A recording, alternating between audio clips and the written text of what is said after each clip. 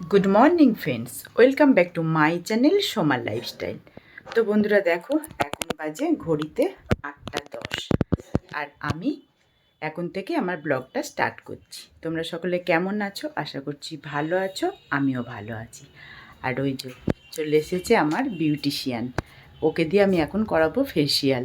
তারপরে আমি এখনও ঘুম থেকে উঠে চাও খাইনি, আগে আমি ট্যানটা লাগিয়ে নেব, তারপরে ওকে দিয়ে ফেসিয়াল করাবো। ততক্ষণে ওকে চা করে দেবো, একটু চা খাবে, তারপরে আমি একটু চা খাবো, তারপরে ফেসিয়ালটা আরম্ভ করব। তো যাই, ও তো ঢুকে পড়েছে পার্লারে। তুই ঢুকে পড়েছিস? চ,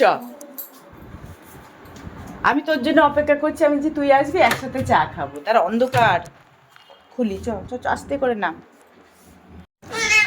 এই এই জল দিয়ে চা বানাস? না না না, এই দেখা, এই কাপের মাপে 2 কাপ চা বানা। ওই দেখো, হ্যাঁ সুপ্রিয়া এসেছে, সুপ্রিয়া এসেছে। ওই দেখো সুপ্রিয়া আসলো, দে আমি 2 কাপ চা জল মেপে দিই। সুপ্রিয়া এসেছে। তুমি চেনো না সুপ্রিয়াকে?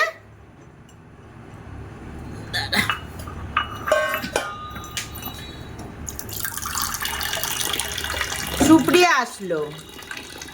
সুপ্রিয়া আমাকে ফেসিয়াল করতে এসছে, তো তাই ওকে বললাম একটু আগে তুই চা কর। ও চা করে দেবে আমাকে, আমি আর সুপ্রিয়া চা খাবো, তারপরে ফেসিয়াল করব। আর একটু দেবো নাকি জল? হবে এটা?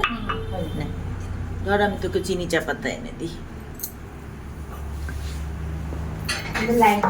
লাইটার এ দে, এনে ধর। তুই চাটা কর, আমি ট্যানটা লাগিয়ে নিই, দিয়ে চাটা খেয়ে সুন্দর করে ফেসিয়ালটা আরম্ভ করবি। চিনি চা পাতা এই যে। ওই যে সুপ্রিয়াকে বললাম আগে চা করতে, সুপ্রিয়া একটু চা করুক, তারপরে ও আমাকে ফেসিয়াল করে দেবে। এনে কাঁচি, চিনি চা পাতা দুধ সব ওর মধ্যেই আছে।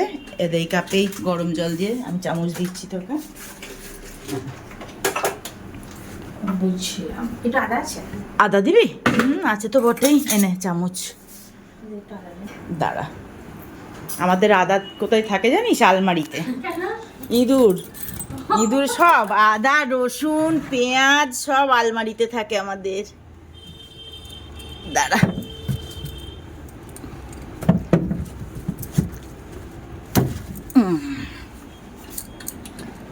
মাসকাবাড়ি তুলেছি কবে, ছাইনিরা এসেছিল, সে এখনো আলমারিতে ঢুকাতে পারিনি। ইঁদুরের অত্যাচারে বারবার করে ভেতরে ঘরে নিয়ে যাচ্ছে। আমি তাহলে ট্যানটা আমি লাগিয়ে নিই। হ্যাঁ সুপ্রিয়া,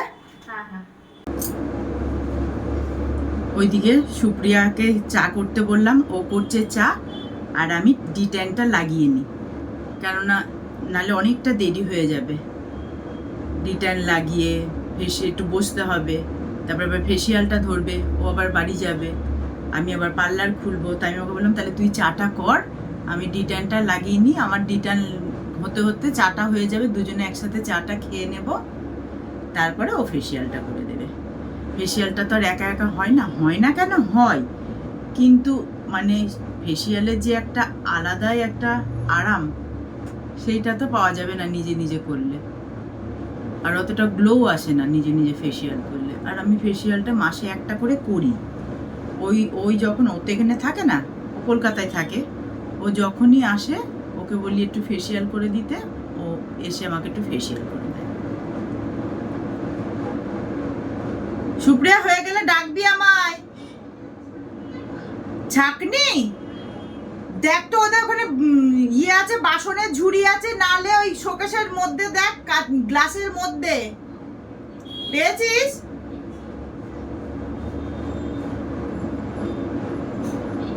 হ্যাঁ হ্যাঁ,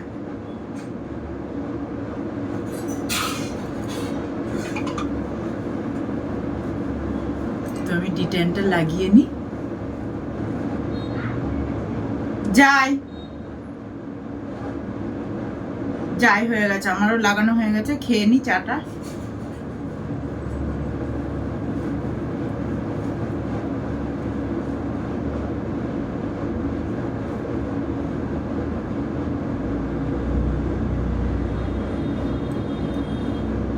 কমপ্লিট, ওর ওদিকে চা হয়ে গিয়েছে, ডাকছে, চাটা খেয়ে নিয়ে গেছে। নিয়ে এখন রাখবো হবে বেশি কিছু না দাঁড়া, নিমকি ভাজা খাবি? দাঁড়া ওকে দিই, আমি পোড়া দিয়ে খাই না। আর ওকে দিই, ওর মাথাটা ঠান্ডা করি।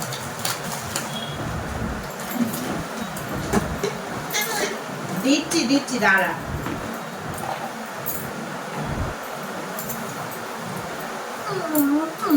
এনে ধর না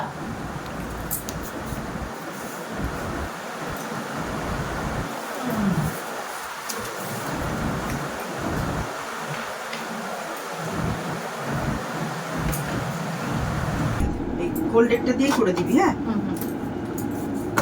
নতুন পাউচই আনলাম, আজকে নতুনই খুলছি। হ্যাঁ, এটা দিয়ে আমাকে করে দে, আছে ওগুলো, ওগুলো থাক, আর আমাকে আজকে একটু নতুনটা দিয়ে করে দে। এই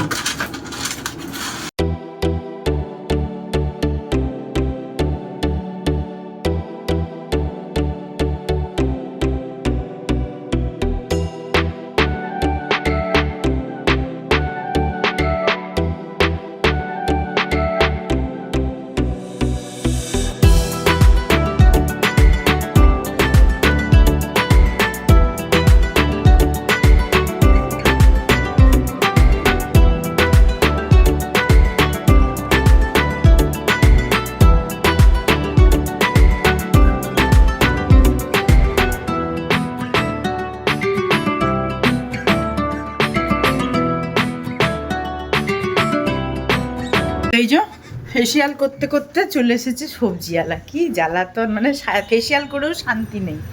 তো জানলা দিয়ে নিয়ে নিলাম সবজিটা। এবারে স্ক্যানারটা কত হলো?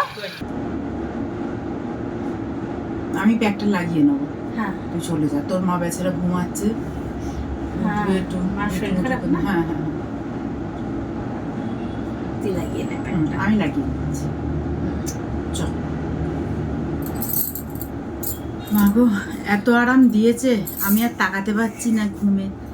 তোর দেরি হয়ে গেল, প্যাকটা আমি নিজেই লাগিয়ে নেবো। আমি বললাম তুই বাড়ি চলে যা, ওর মা শরীরটা ভালো না, ও বাড়ি চলে যাক, আমি এসে প্যাকটা লাগাচ্ছি।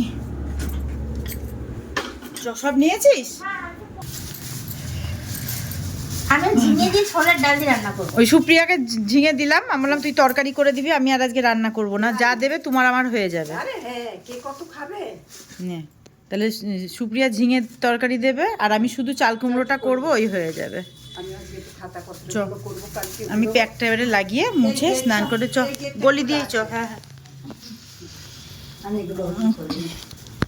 অত হুটোপাটা করতে হবে না, তুই ধীরে সুস্থে রান্না বান্না করে। মা মুছলো, হ্যাঁ, তুই ধীরে সুস্থেই দিস, অত হুটোপাটা করতে হবে না।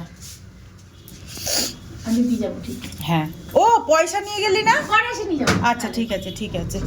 যখন আসবো তখন। আচ্ছা আচ্ছা, তরকারি দিতে আসবি যখন, তখন দিয়ে দেবো। হ্যাঁ হ্যাঁ। ওই যে সুপ্রিয়া চলে গেল, ও 8:10-এ এসেছে, আর এখন বাজে 10টা। তাই বললাম তুই চলে যা, কারণ ওর মায়ের জ্বর, গিয়ে রান্না বান্না করবে। তো ও মেসেজটা করে দিল, আমি প্যাকটা লাগিয়ে নিই। প্যাকটা লাগানোর পর পার্লার খুলিনি এখনো, প্যাকটা শুকাবো, তারপরে পার্লারটা খুলবো। প্যাকটা আমি লাগিয়ে নিই, প্যাক লাগানো কমপ্লিট।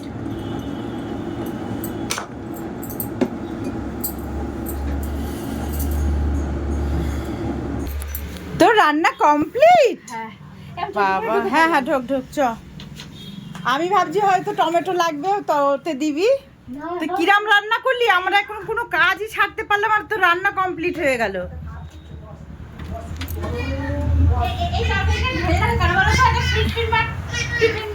এই রসগোল্লা আছে, খাবি? তখন তোকে দিতে ভুলে গিয়েছি। একটা খা, 55 রসগোল্লা। ওদের তুলি দেখ, আমি আজকে রান্নাই করবো না সুপ্রিয়া, তুই যা তরকারি দিলি ওতেই আমাদের হয়ে যাবে। তো চাল কুমড়ো এখনো পড়ে রয়েছে। তো কতটা দিয়েছিস? তা আমাদের দুজনের ভালোভাবে হয়ে যাবে।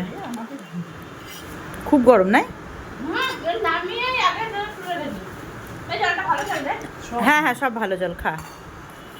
এই যে সুপ্রিয়া দেখো কতটা তরকারি দিয়েছে, আমাদের আজকে আর রান্না বান্নার কোনো দরকারই নেই। এই যে একদম গরম, ভালোই হলো। দাঁড়া তোকে পয়সাটা দিয়ে দিই। তো বন্ধুরা দেখতেই পাচ্ছ, স্নান ধান করে চলে এসেছি ছাদে। দেখো সেই দিনকে হেনা করেছিলাম, এগুলো সব পড়েছিল, কাচলাম। তারপরে 3 দিনের চাদর, মেয়েরা চলে গিয়েছিল, পুরো 3টে চাদর ছিল, জামা কাপড় পুরো ভর্তি ছিল বাথরুমে, কিচ্ছু জামা কাপড় কাচা হয়নি। তো ফেসিয়াল টেসিয়াল করে জামা কাপড়গুলো কেচে ছাদে দিয়ে আগে স্নানটা কমপ্লিট করে নিলাম। তো এবারে নিচে যাব, গিয়ে অনেক কাজ আছে সেগুলো সারবো। তো দেখতেই পাচ্ছ ভাত বেড়ে নিয়েছি, আজকে আর আমাদের কোনো রান্না বান্না হয়নি। এই যে সুপ্রিয়া দিয়ে গিয়েছে ঝিঙে দিয়ে, ছোলার ডাল দিয়ে আর ডিম দিয়ে তরকারি।